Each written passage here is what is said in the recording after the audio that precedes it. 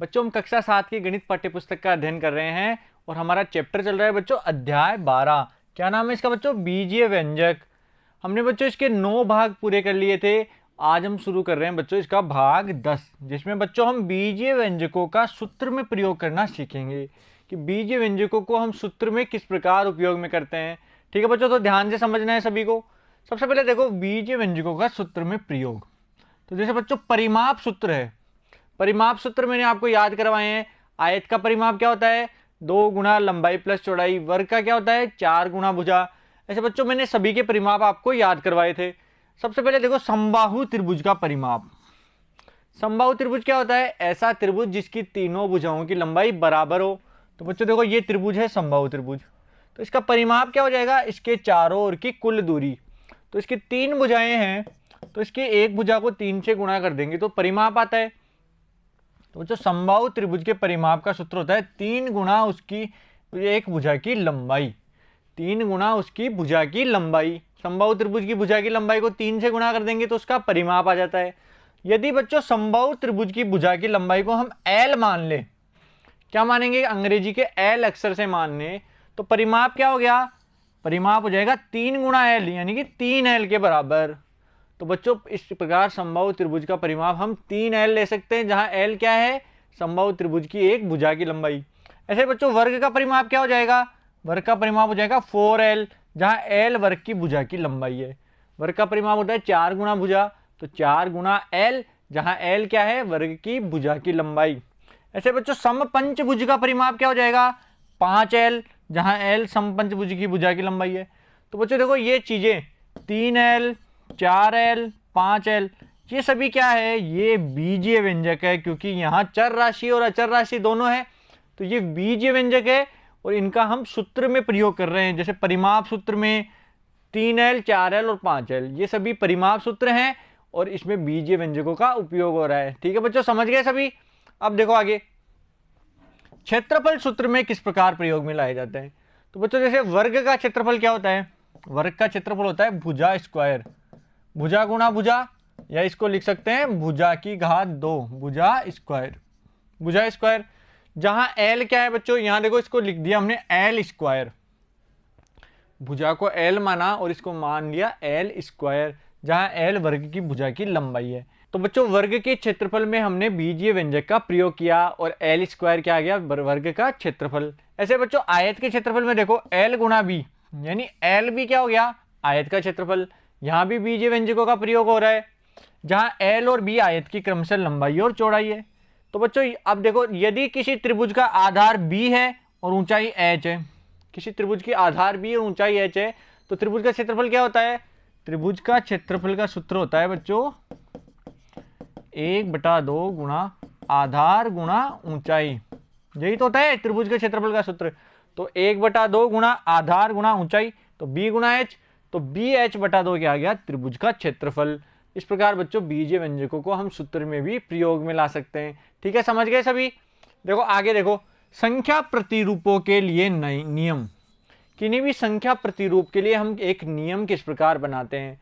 जैसे बच्चों यदि किसी प्राकृत संख्या को n से व्यक्त किया जाए तो उसका प्रवृत्ति n+1 होता है।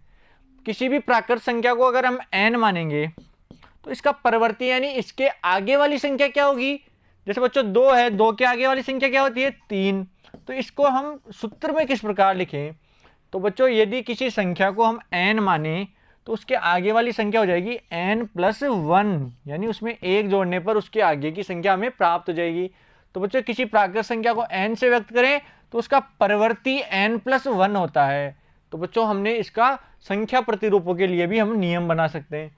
अब बच्चों एक उदाहरण समझो, इस उदाहरण को करना देखो।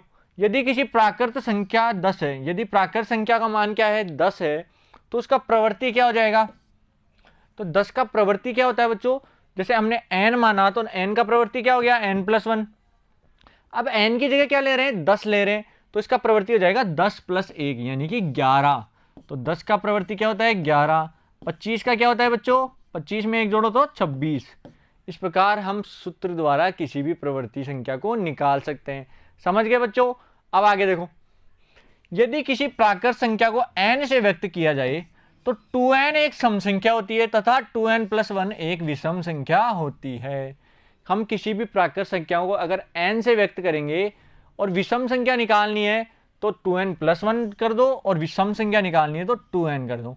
यानी उस प्राकृत संख्या को 2 से गुणा करेंगे तो एक सम संख्या प्राप्त होगी, और प्राकृत संख्या को 2 से गुणा करके 1 जोड़ देंगे तो हमें हमेशा विषम संख्या प्राप्त होगी।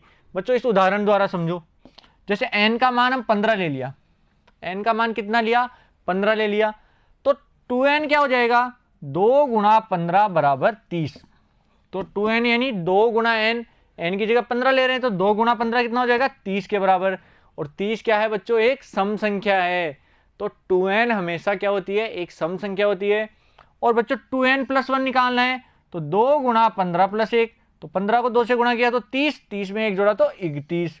तो 2n+1 क्या आ गया, 31 के बराबर, जो कि एक विषम संख्या है। तो बच्चों अगर n एक संख्या लेंगे तो 2n तो क्या हो जाएगी, 2n तो आ जाएगी सम संख्या, और 2n+1 क्या हो जाएगी बच्चों, विषम संख्या।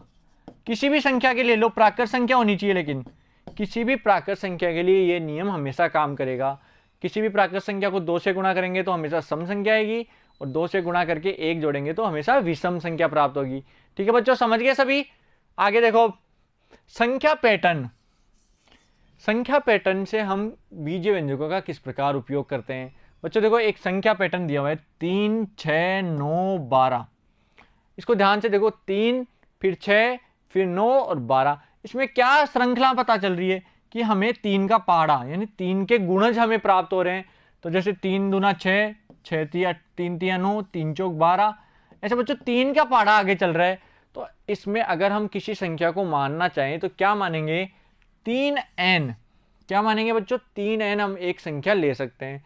तो बच्चों ये देखो, ये संख्या 3 के गुणज है और 3 से प्रारंभ करते हुए आरोही क्रम में व्यवस्थित किया गया है, तथा nवें स्थान पर आने वाले पद को 3n से व्यक्त किया गया है। अब बच्चों इसमें nवें स्थान पर आने वाले पद को किससे व्यक्त किया, 3n, क्योंकि ये 3 का गुणज है। तो बच्चों 3n nवें स्थान वाले के लिए है, nवें स्थान की संख्या। ठीक है बच्चों, अब हमें क्या पूछा है कि 10वें स्थान पर आने वाला पद कौन सा है। हमें nवा तो 3n दे दिया, अब पूछा है 10वें स्थान पर कौन सी संख्या आएगी। तो बच्चों 10वें स्थान के किस प्रकार निकालेंगे, यहाँ देखो n का मान कितना है, तो n बराबर 10 मानेंगे। कितना मानेंगे, हम लिखेंगे n बराबर 10। तो बच्चों 3n कितना हो जाएगा, 3n का मान, क्योंकि nवा पद 3n है, n बराबर 10 है तो 3 गुणा 10 यानी कि 30। तो इस श्रृंखला का जो 10वां पद है वो क्या है बच्चों, 30 के बराबर है। इस प्रकार बच्चों अगर हम संख्या पैटर्न को ध्यान से देखें तो हम nवां पद निकाल सकते हैं, और nवें पद से हमें जो भी पद पूछेगा उसका मान भी हम निकाल सकते हैं। अब बच्चों देखो, 100वें स्थान पर आने वाला पद कौन सा होगा। 100वें स्थान मतलब n का मान कितना लेना है, अब n का मान लेना है 100। तो 3n कितना हो जाएगा बच्चों, 100 गुणा 3 तो 300। तो 100वां पद क्या आ जाएगा बच्चों, 300 के बराबर। तो 10वां पद 30 आया तो 100वां पद आ जाएगा बच्चों 300। इस प्रकार बच्चों हम जिस भी पद का मान निकालना चाहें उसका हम मान निकाल सकते हैं। ठीक है बच्चों, संख्या पैटर्न समझ में आ गई सभी को। अब देखो आगे, ज्यामिति में पैटर्न किस प्रकार निकाले जाते हैं। ज्यामिति यानी ये जो आकार होते हैं ना, चतुर्भुज, पंचभुज, इनके अंदर पैटर्न किस प्रकार होता है। तो बच्चों n भुजा वाले किसी बहुभुज के एक शीर्ष से कुल n-3 विकर्ण खींचे जा सकते हैं। तो बच्चों देखो n-3 क्या आ गया, बीजीय व्यंजक। जैसे किसी भी बहुभुज है, ये 4 भुजाओं वाला एक बहुभुज है, तो n भुजाओं वाले बहुभुज से एक शीर्ष से कितने विकर्ण खींच सकते हैं, n-3। तो इसके एक शीर्ष से इस शीर्ष से विकर्ण खींचो। विकर्ण क्या होगा कि इसके आसन्न शीर्षों के अतिरिक्त अन्य शीर्ष पर खींची गई रेखा ही विकर्ण कहलाती है। तो इससे कितने विकर्ण खींचे हमने, तो n का मान अगर 4 रखें तो 4-3 यानी 1 विकर्ण। तो एक शीर्ष से एक विकर्ण ही खींचा जा सकता है चतुर्भुज में। अगर पंचभुज बनाए बच्चों तो पंचभुज में कितने विकर्ण हो जाएंगे, तो इस बिंदु से देखो 1 और 2, और अगर सूत्र से निकालें तो 5-3 कितने आएंगे, 2 ही आएंगे बच्चों। तो n-3 क्या हो गया, बहुभुज के एक शीर्ष से खींचे गए विकर्णों की संख्या। तो ज्यामिति में भी हम बीजीय व्यंजकों का प्रयोग करते हैं। जैसे चतुर्भुज में कितने विकर्ण हो जाएंगे, 4 - 3 बराबर 1, और बच्चों पंचभुज में 5 - 3 बराबर 2। ऐसे बच्चों षटभुज में पूछे तो 6 - 3 यानी कि 3 विकर्ण हो जाएंगे। तो बच्चों समझ में आया सभी। तो हमने क्या क्या सीखा कि हम बीजीय व्यंजकों का सूत्र में किस प्रकार प्रयोग करते हैं, ज्यामिति में कैसे करते हैं, और संख्या पैटर्न में किस प्रकार उपयोग किया जाता है। और बच्चों आशा करता हूँ आपको अच्छे से समझ में भी आया होगा।